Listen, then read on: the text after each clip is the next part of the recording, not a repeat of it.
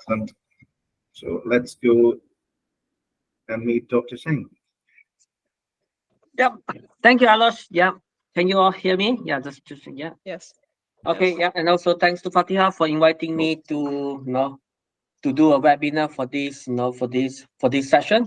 So my name is Chang, okay, and then I'm a senior lecturer in public health at UB. So basically my background is more to food science and nutrition. Yeah. So yeah, I think I can just share my slide. I think Yeah, that's all so I about will me. just stop presenting and then take us away, Dr. Singh. Yeah, yeah. Let me just share my slide. Okay.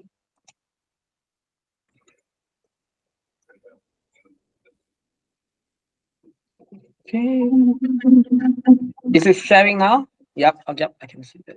It takes a while. Okay. So I hope that everyone can see my slide. So for this webinar, I'm going to talk about the burden and the preventive measures of the iodine deficiency in the So black I'm box. so sorry, Cheng. Sorry. Yeah. I've just been called to. I mean, requests from people. Please, we have a sort of a pre-webinar set of questions that we would like to get from you in terms of your opinion. Giselle, do you want to lead that? Yeah, I'm so sorry, Dr. Zeng. I'm just going to set out two questions before your presentation. So the first question is just to ask how did you learn about this webinar? Was it from social media, that's Facebook, Instagram, or LinkedIn? Or from flyers in community centers, universities, local shop, or was it word to mouth? If it's none of these three, please can you tick on others?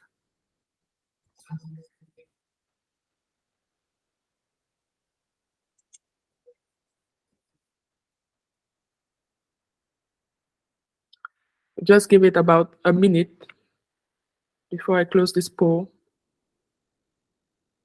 I can see that we've had 3 votes out of 12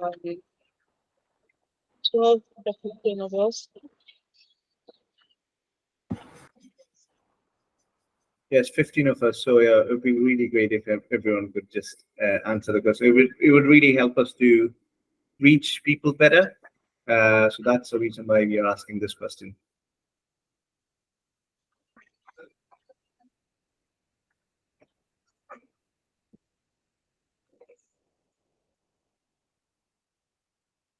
Somehow, Dr. Adisope, you raised your hand. Yeah, I'm not sure how to go about the voting. How do we do that? So I think in the chat box, there is an option of you voting. Right, Giselle, am I missing out anything? The poll is supposed to appear on the screen live, and then you just stick in your answer. Are you using your phone or a laptop? Yeah, Dr. I'm using my Adisope? phone. Probably Okay, that. okay, it's okay, it's okay. Same as well. I'm using my phone and I'm not able to do it. Okay, okay. But I Okay, got so it can you mouth. put it in the chat? Like in the chat, then we'll gather your I opinion. can't find the chat, but I got it through word of mouth from Dr. Okay. Alice. Okay. All right. Thank you. Thank Yeah. you. I think I'm just going to close the first poll now.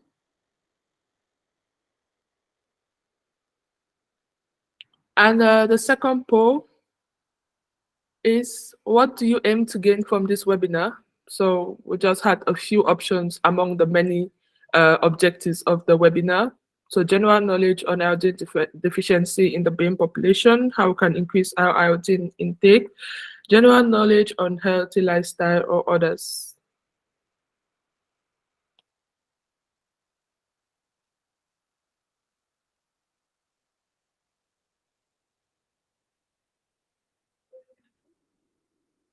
I'll give this about a minute before we go through, before we give the mic to Dr. Singh. Yeah, and while we're doing that, I think we have had some other people join us. We have Eniola here. You're welcome. Thanks for joining. And Mary Pep, Pavitran, thank you so much for joining this webinar. And Lisa Ma, I hope I got that right. Akil as well. Wait, if you're not able to see the poll, please can you drop your answers in the comment section in the chat box, and we are just going to upload that. Thank you.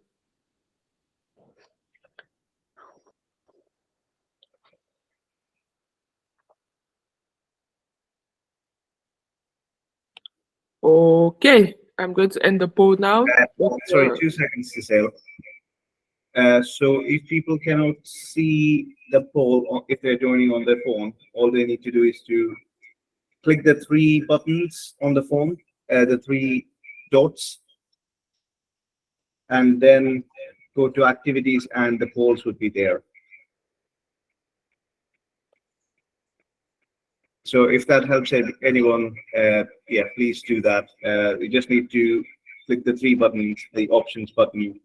It will take you straight to activities, and then from there you will see the polls, and you can answer it through the phone, through your phone. Thank you, Alosh. Yeah, over to you, Chang. Yep, sure, no worries. Yep, so I will just know. So basically for today's talk, I'm going to talk about the burden and the preventive measure of iodine deficiency in the Black population. Yep. So before I move on, okay, so just want to ask you all like a quick question. Are you getting enough iodine? Okay, because most of the time we do not think about iodine, because iodine is not something that like that we always think about something like carbohydrate or protein. Okay, because if you eat a lot of carbohydrate, then you will become obese, right? If you do not eat enough, you become very skinny. So that's something that is very, very obvious that we can see through the physical appearance.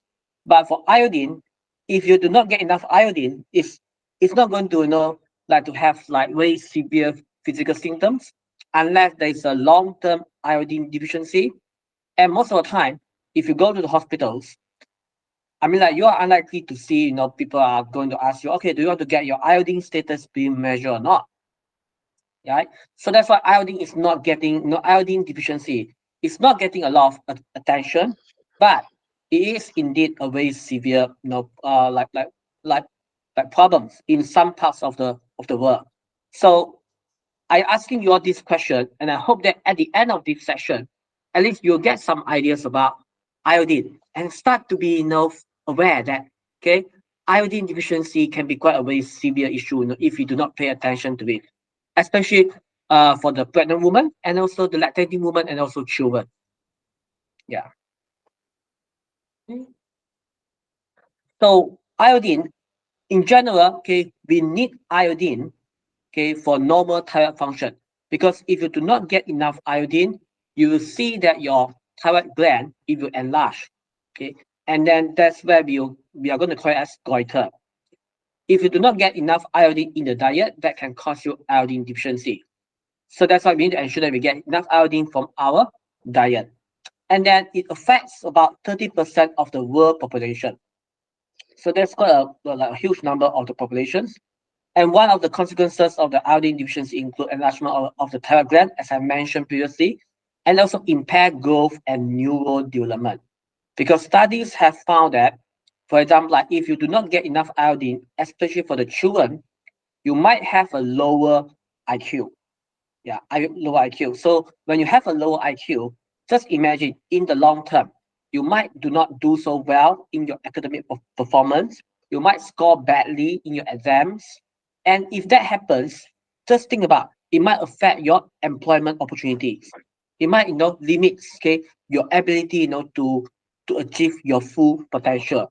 Yeah. So that's why iodine, deficiency, can be quite a very severe problem, especially for the children if they do not get enough iodine. Yeah. Okay.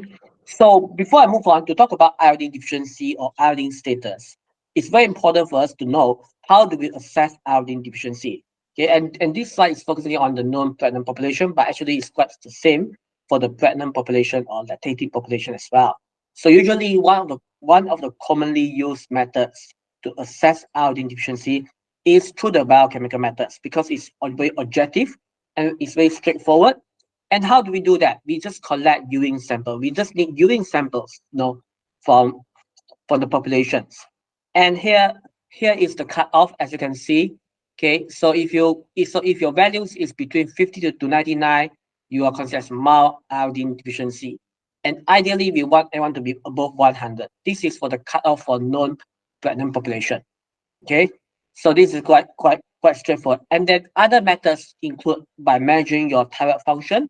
So this can be measuring your TSH, T3, T4, and TG. Again, this is blood samples.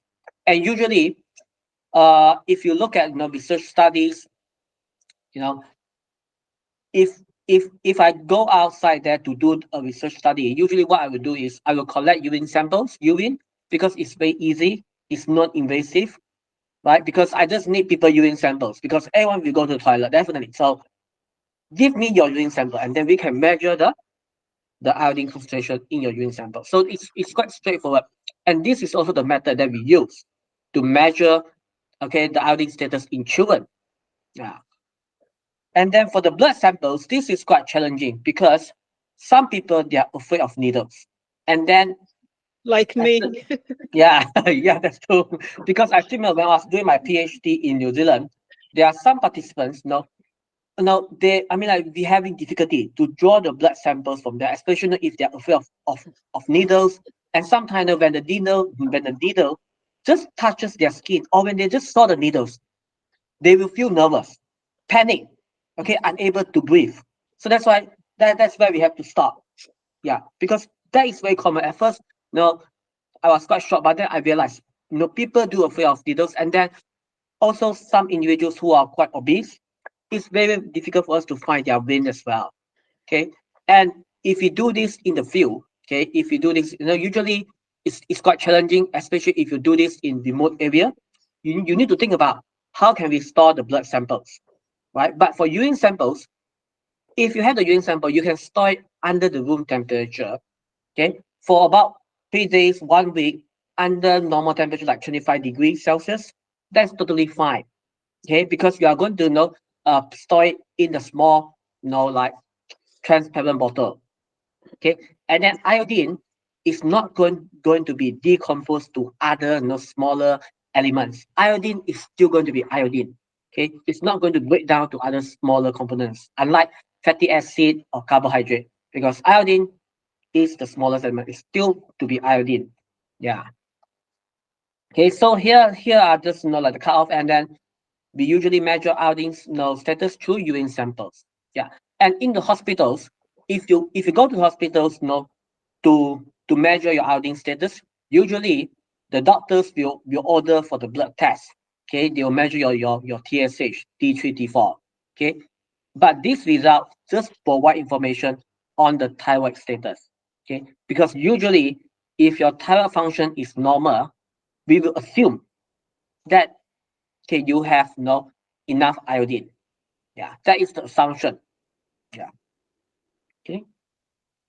So why iodine deficiency is a public health issue? As I mentioned previously in my third slide just now, it affects about 30% of the world populations. If you look at here, if you look at the one that in purple color, I'm focusing this in the pregnant woman. Why? Because pregnant women are the vulnerable groups. Okay, they are very sensitive to iodine deficiency, unlike adults. Okay, for example, like if we are normal adults people, our thyroid gland, it can adapt. Okay, it can live, it can still perform its thyroid function under insufficient iodine intake for a certain period of time, because our thyroid gland can store about 10 milligram of iodine in our thyroid gland. So if you, let's say if today, if you do not get enough iodine, okay, your thyroid gland will just use the iodine storage for your, okay, yeah. So it's so our thyroid function can still be normal. But for the pregnant woman, this is a different case, because you need to be eating for two. You need to think about, okay, like the babies, okay, like the fetus. So that's so, and also fetus, okay, or infants, they are very sensitive to iodine deficiency because they need this for their brain development. So if you look at here, the one that in purple colors means that it's not getting sufficient iodine intake. Okay, and this include, okay, the UK and also some countries in Africa, okay, some countries in Asia, and also including Australia and New Zealand. And we can see that, okay, the one that in white, okay, a lot of countries, they do not have the data on the pregnant woman. Yeah. So why? One of the particular issue is that there is a lack of awareness when we talk about iodine deficiency, because people don't see it something that is very important. Okay, especially like the connection between iodine deficiency, and also like the brain development and IQ. This relationship was only being identified in the previous 10 years. Okay, before that, nobody knows. If I do not get enough iodine, what will happen? People will just think, oh, if you do not get enough iodine, you get thyroid gland. Okay, that is the perception that we have. Nobody try to link it with IQ. Only the past 10 years. So that's why this information is not being read wide enough yet. Yeah. So that's why we need to try to do some health education to let people know about iodine deficiency, iodine deficiencies. Okay. So this is in year 2016. And I try to find some papers, because I want to see if there's any improvement, especially in Africa. So this is now like a study conducted in 2006. So if you look at here, so let us just focus on the one that, because if you look at here, moderate deficiency, mild deficiency, or optimum, So the one that, in light color, so it seems like you can see that a lot of countries, in Africa still not getting enough iodine, and some countries, where they are having excessive iodine intake. That is also something that we do not want to see as well, because we want everybody to have normal iodine intake. Because if you do not get enough, if you get too much, it's always a problem. Just like if you eat too less, eat too much, that's not good. When we talk about nutrition, it's about balanced diet. Okay, just like exercise, I say, if you exercise too much, it's not good. But if you don't exercise, it's not good as well. So we are talking about balance when it comes to diet. Okay, so as you can see, so this is in year 2006. Okay, and then there is a more recent one. Okay, according to the Iodine Global Network in 2019. So this is like according to the scorecard data. This published in the British Journal of Nutrition, if I'm not mistaken. So as you can see, there are still some countries in Africa still, if you see the one that in red, means they are not getting enough iodine. Okay, so there's still some countries. Yeah, and then the one that in green color means that they are getting enough iodine. So it's very good to see that there are some countries very good, it's like we are making progress, and some countries in yellow means they are getting too much. Okay, the one that in orange, yellow and orange means that they are getting too much. Okay, and then there are still some countries do not have any data. Yeah, so that's why sometimes we need to think about how we could better support this country to do let's say iodine surveillance, and for the countries that are getting too much of iodine. Okay, well, sometimes the reason could be because they live close to the sea. Maybe they're eating too much of seaweed, or maybe other possible, or they are eating some food products that contain goitrogens, especially the one that is in red, that inhibit the uptake of the iodine into the thyroid gland. Yeah, so iodine excessive is an issue, but only a few countries. But most of the countries, as you can see, that the one that in red is something that we need to think about, because this is related to the pregnant woman. And it's quite important for us now to understand how we could better support them. And one of the possible reasons, it could be low awareness. For example, like when I was working in China, and also in Malaysia, most of the time, like the doctors, if you go for the antenatal checkup, maybe they are going to present you with the information of saying that, you need to eat in a healthy diet, but they do not pay a particular attention to iodine. If they are unaware that if that particular region has iodine deficiency, because people will definitely pay attention to folate, vitamin B12, omega-3, omega-6, or the DHA, because these are quite common, but not to iodine. Yeah, so that's why low awareness. And even for the medical doctors, some of them, they just feel like as long as you have a normal thyroid function, that should be fine.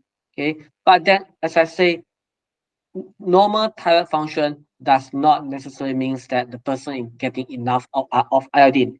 because our thyroid gland will still function normally, even though if you not get enough iodine for a certain period of time. Okay, but we just don't know. Usually it can be because imagine that if you have 10 milligram of iodine storage, usually that can last you for about 3 or 6 months. But if you are pregnant woman, maybe that will be even shorter. Okay, so here is the situations, and I try to find a more recent one, on iodine deficiency status, but it seems that there's limited, there are limited data being conducted because most of the time, people just don't, paying too much attention because, sometimes you need to think about getting funding to do this kind of research. Yeah, you need to justify it's a very severe problem. Maybe we need more preliminary studies to justify this problem. Yeah. So if you look at this systematic review and meta analysis worldwide, okay, as the one that you see here, is about 53%. Okay, it's higher than what I said previously. Okay, affect 30% of the world population. But if you look at the pregnant woman, it's even higher.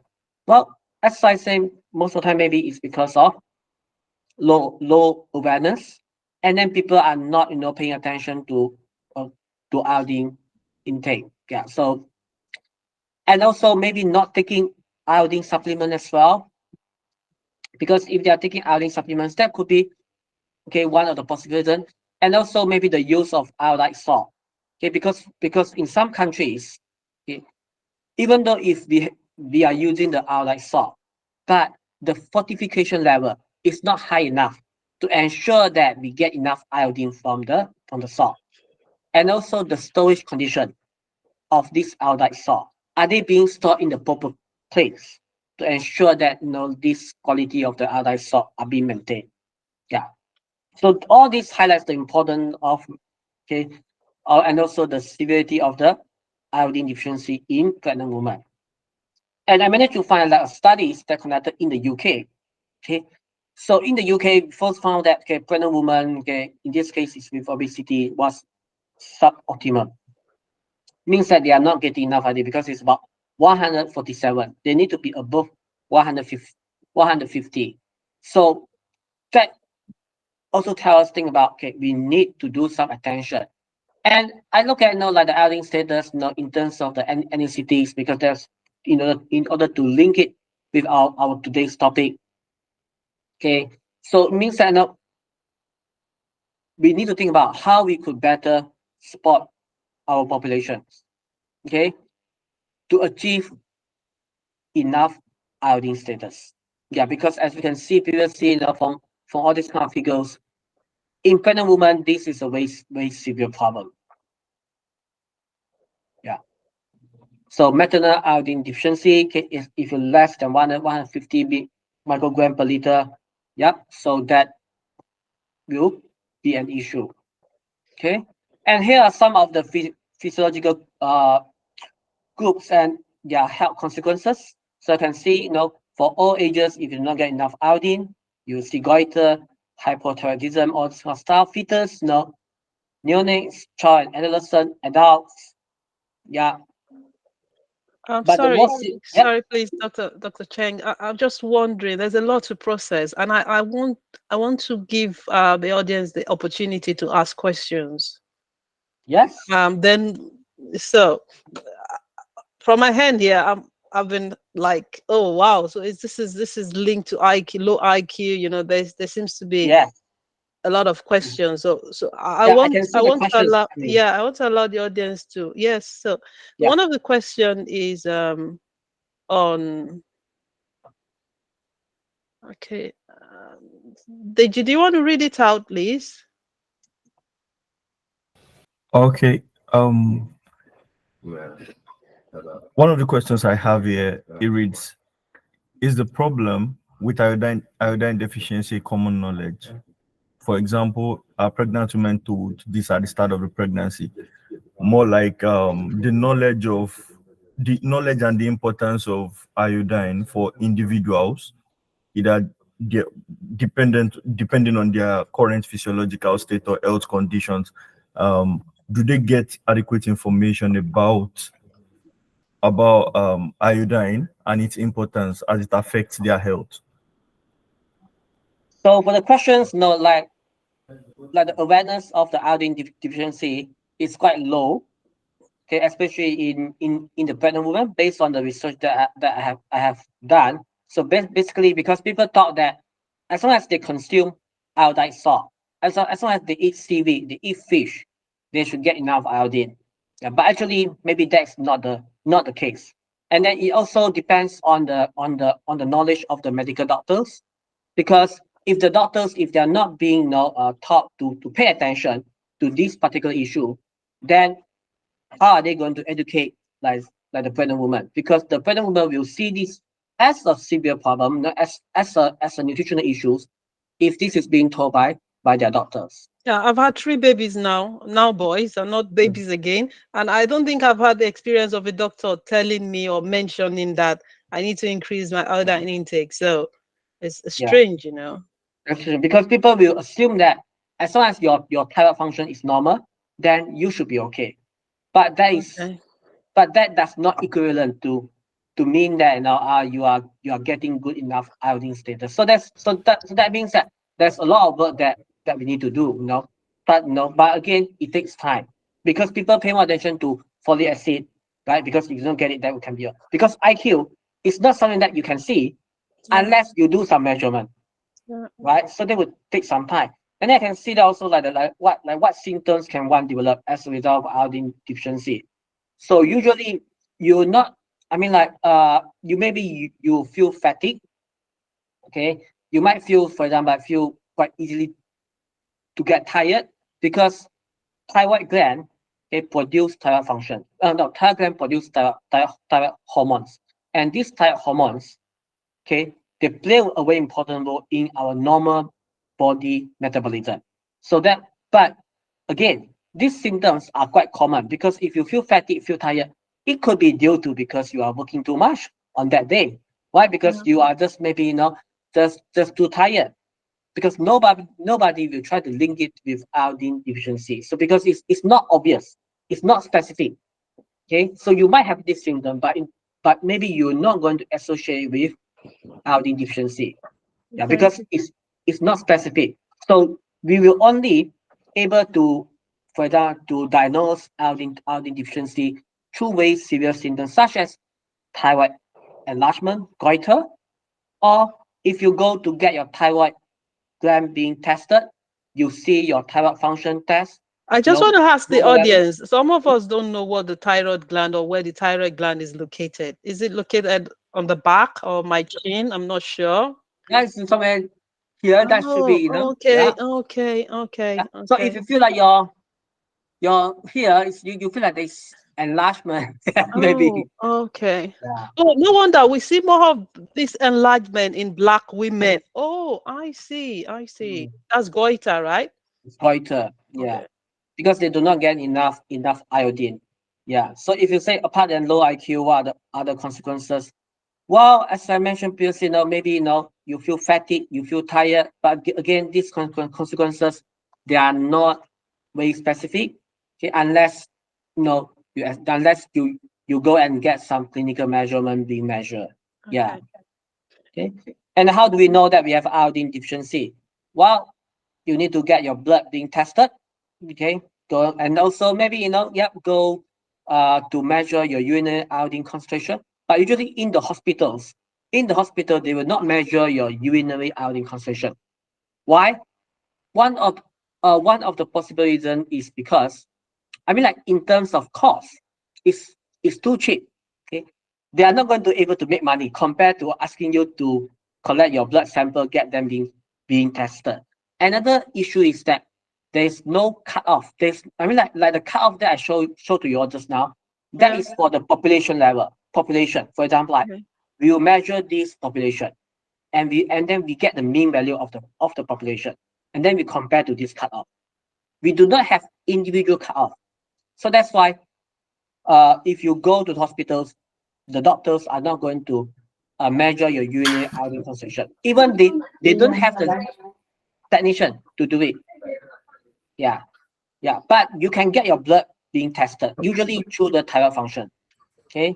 So if you want to go to hospitals, they will collect your blood samples, measure your TSH, T3, T4, all these thyroid blood tests. Oh, And then for the vitamins and the calcium supplements, yeah, do you know that if we also have iodine? Yes, we do have iodine supplements. You can see, in the maybe in the pharmacies, but usually they will be, for example, like come together with multivitamin supplements. Yeah. Oh, So it's okay. unlikely for Thank you you. to find just iodine supplements. It's because when I look at the pharmacy, I seldom find it. Yeah. Yeah. Okay. Usually All they'll right. come Thank you together very with much, the Dr. multivitamin. Zeng. Mm. Dr. Abolale, your hands have been up for a while. We are actually very sorry. Could you ask your question, please? Thank you very much. Thank you for the presentation. I'll be able to marry the fact that the symptoms of hypothyroidism with what we can see in iodine deficiency. I'm just thinking, basically, we all run away from salt these days. We think, okay, it could cause hypertension and other things like that. Are there other ways of being able to obtain or to get iodine other than from salt or from seafoods? Is there any other kind of nutrients or any other kind of food aside from taking the supplement itself? Is there any other kind of food that you could think of that we could You get can, iodine from? yes, yeah. Thank you for the question. Usually, like the foods that's rich in iodine could be like milk product, okay, drinking milk, and then seaweed, fish, all this kind of stuff. Because iodine usually is you can find in some specific food only. And then one of the easiest way to obtain iodine is through iodized salt, and this is recommended by the World Health Organization. Why? Because this is the cheapest way. Because compared to go and buy milk, and also eating fish, sometimes adding iodized salt to your food products is the easiest one. But again, another issue, as you say, hypertension is another health issue that we need to be aware of. So that's why it depends on the government to set the fortification level. For example, like maybe in 1 kilogram of salt, they could increase the iodine fortification level to higher level. But again, they need to come up with the appropriate fortification level, because in China previously, before 1991, okay, Chinese population, okay, they do not have mandatory iodine fortification program. Okay, since 1991, the Chinese government decided, okay, to fortify their salt with iodine. But then the fortification level was too high. It's 40 milligram per kilogram of salt. It's too high. But at first they do not know, because there's no previous study told them what is the appropriate level for this Chinese population, right? So they start with 40. And then 5 years later, when they do their iodine surveillance in the population, they found that a lot of people, they are getting too much of iodine. They start to see that people are experiencing, hyperthyroidism, okay, and also some thyroid problems, thyroid disease, because they are getting too much of iodine. So in about year 2000, starting from 2000, the Chinese government started to decrease the fortification level. Now it has decreased it to 24 milligram per kilogram of salt. Oh, wow, that's interesting. I'm really conscious of time. We have 13 minutes to end this webinar. I know that I think two people now have raised their hands. Alosh, do you have anything to say? I was just also thinking about the condition in India, where we also have iodized salt, and it just at the same time, we don't really think too much about it. We just assume that it's going to be fine, and we don't really check for thyroid or iodine. So I was just wondering how. So he has answered that question. So we need to get that blood checked. It says that I think there's a lot of lack of awareness in the community, and I think this is a way to address that. Yeah, and then thanks a lot. The next person is sorry, the name here is the ultra one, Mr. and Mrs. Adesoke. Yeah, over to you. Oh, you're mute. Thank you. Okay.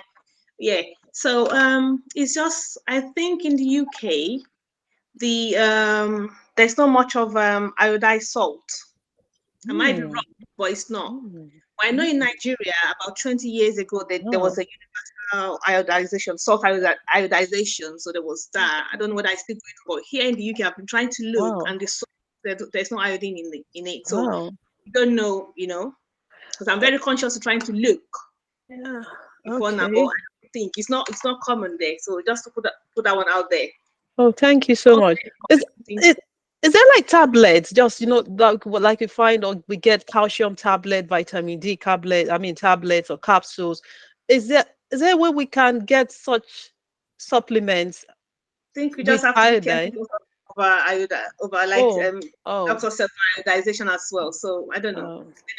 Anyway, just to put it out there. Thank Yeah, you for that. that's right. I think we're really conscious of time now. Leave Cheng to carry on with the presentation and possibly wrap up within the next 5 minutes. They'll have 5 minutes question and answer, then we'll end the session.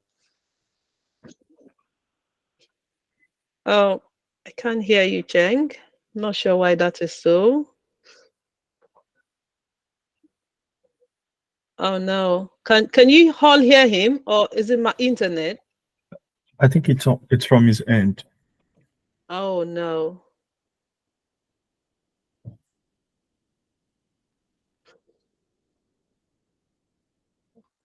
No, we can't hear. Could it be your headset or something?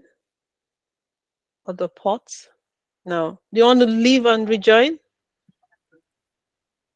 No. And while Cheng is sorting that out, I think we've had a few people join us. I want to call out Dr. Ifeoma Dan Ugosi, who is a colleague and friend. Thank you for coming, Ife. I know you're busy, but you still, spent some time to attend this webinar. Thank you. She's also Cheng's colleague as well. And Asan Dapo. I joined so that I can grind Sheng. Yeah. Thanks a lot, Dapo. Thanks a lot. Hackers as well. You're all welcome to ALIBSA webinar. So while we wait for Alosh, do you have any while we wait for Cheng, do you have any question? Okay, yeah, he's back. Hopefully able to hear him. Cheng, are you there? Cheng.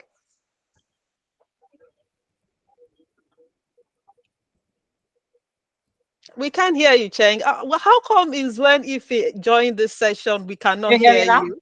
Yes, we can. It's scared of me. Okay, I think I just pressed something wrong, maybe. Yeah. Right. Yeah. So this is just I think I'll just maybe try to finish my slide in 2 minutes, because this is something that I have just mentioned just now about iodine status and IQ. So this is just study, showing that there is a relationship between if you do not get enough iodine during pregnancy, that will affect like the infant's IQ. Yeah.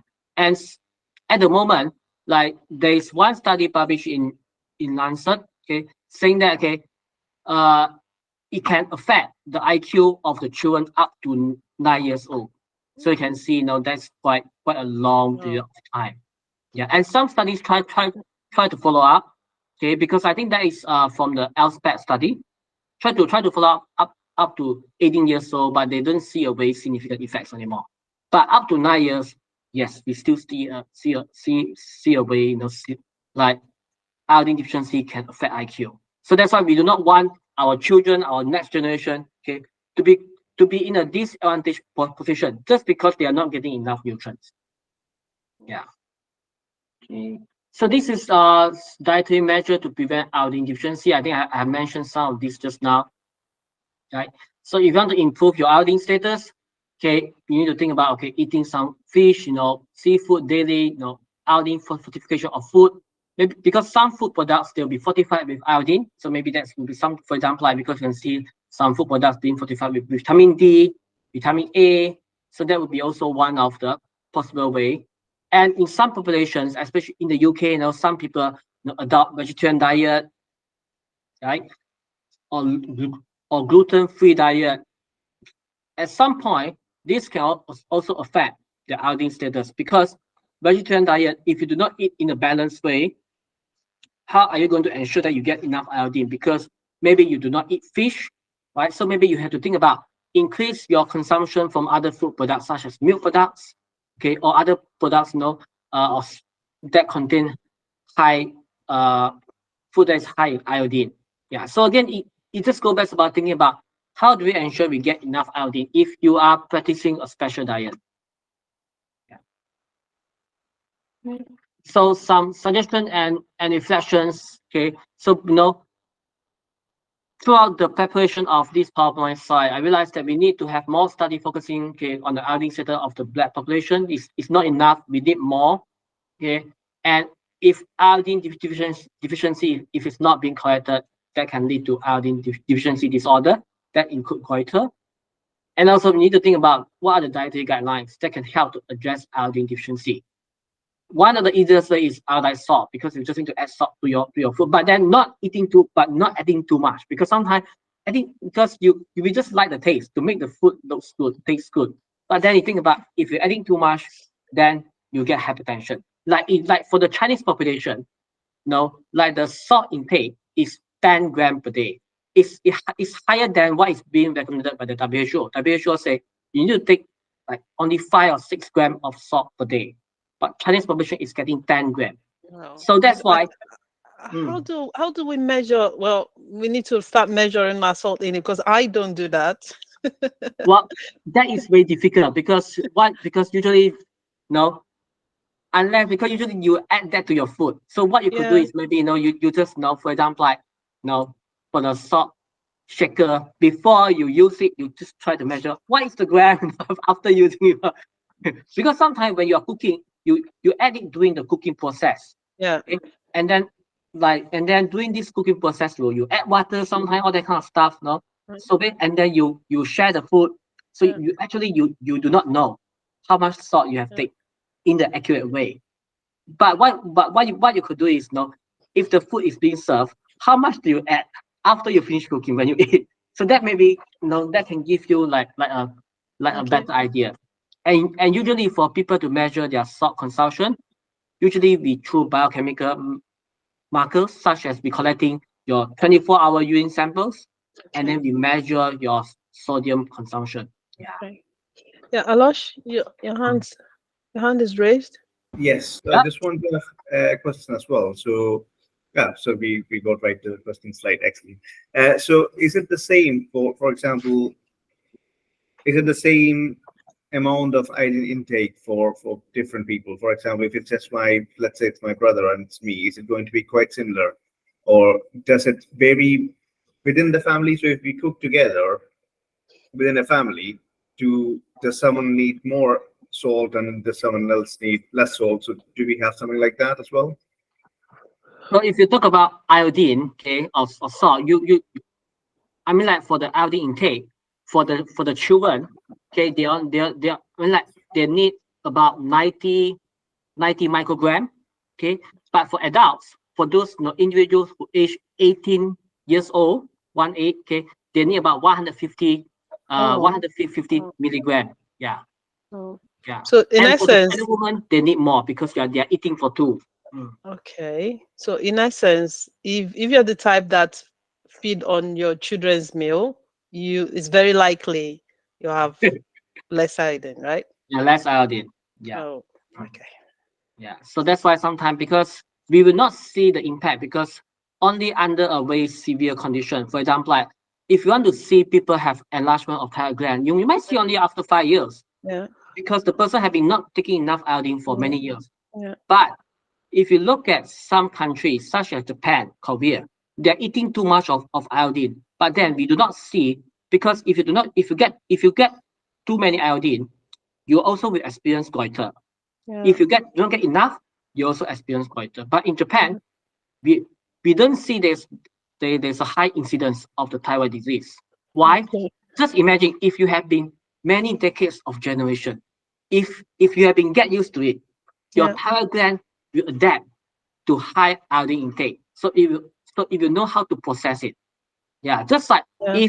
if the population, if they have been living under insufficient iodine intake Yeah. for decades, for generations, your thyroid gland know how to use limited amount, small amount of iodine to survive. Yeah. Just like us.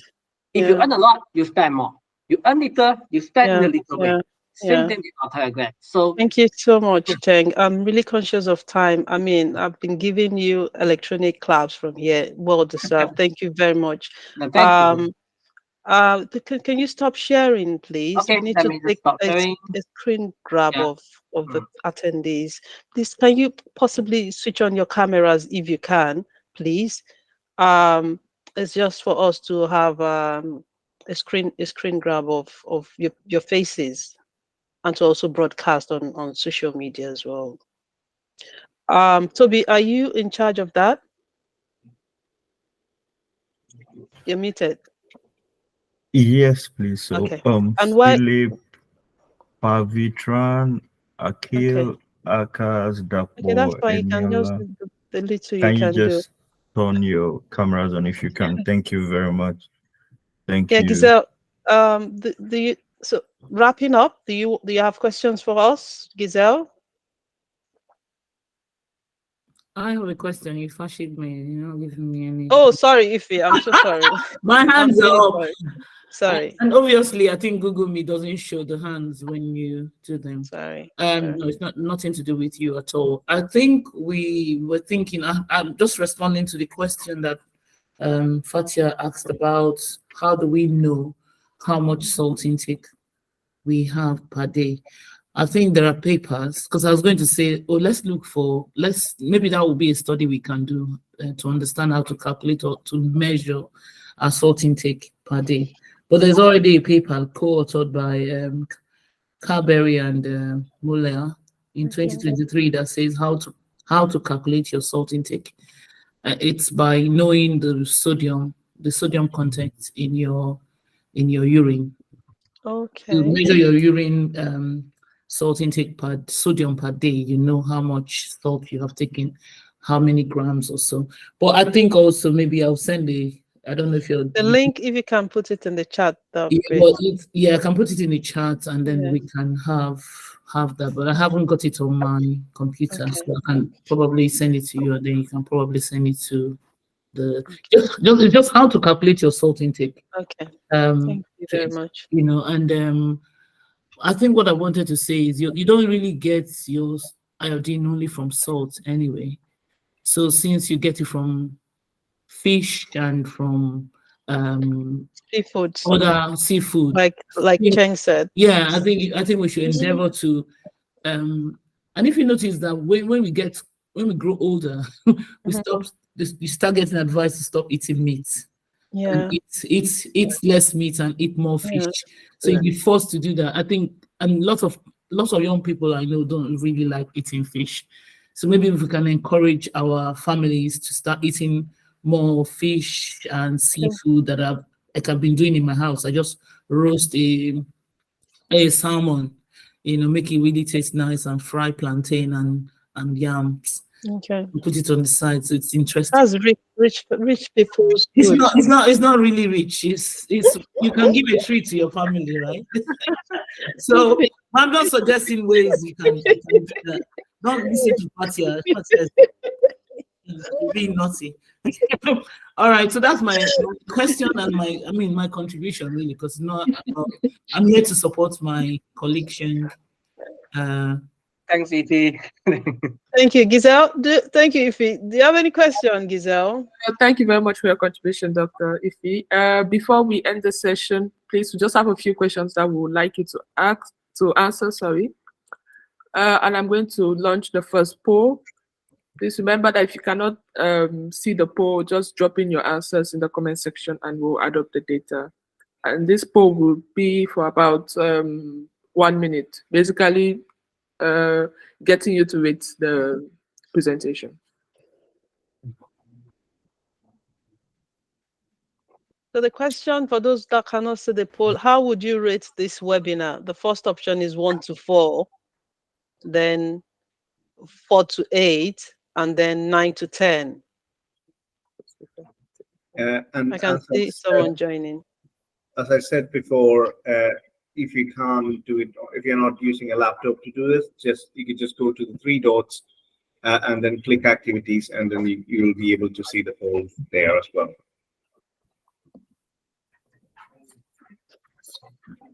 And I think with that, I can end this poll. Just give me a minute before you end the call. 1 second. Okay. I'm trying to put that chat thing in. Where is the chat? It's not. I can't see this. This is the PC. No. So I can see that 7 people have responded. We have 8 people now. full screen. Oh my goodness! I don't use Google Meet often. So where do you see the chat? How do you put your chats?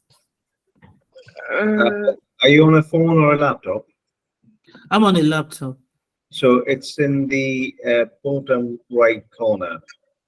So next to, it's a third one, the middle option in the bottom right corner. Just looks like the conversation button. Fatia, can you put it in? I've sent it to you. Okay, thank you. No, I don't play. Okay, I've seen it now. Sorry. It's a wiki. It's a wiki thing. Yeah, I've seen that. It's an article. Okay, thank you, Ife. Yeah, No. Giselle, can you move over to the next poll then? The next poll is basically where your objectives met. You have 3 options: yes, no, not completely, and we'll run this poll for about a minute. You can drop your answers in the comments in the chat box.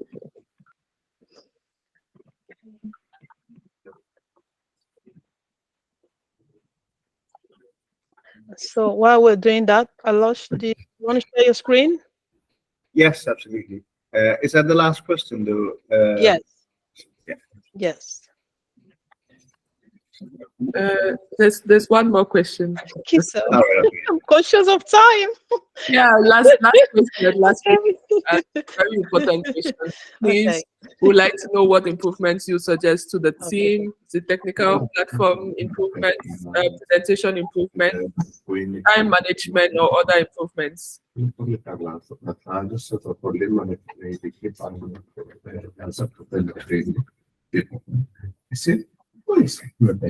you mute the guy who's talking?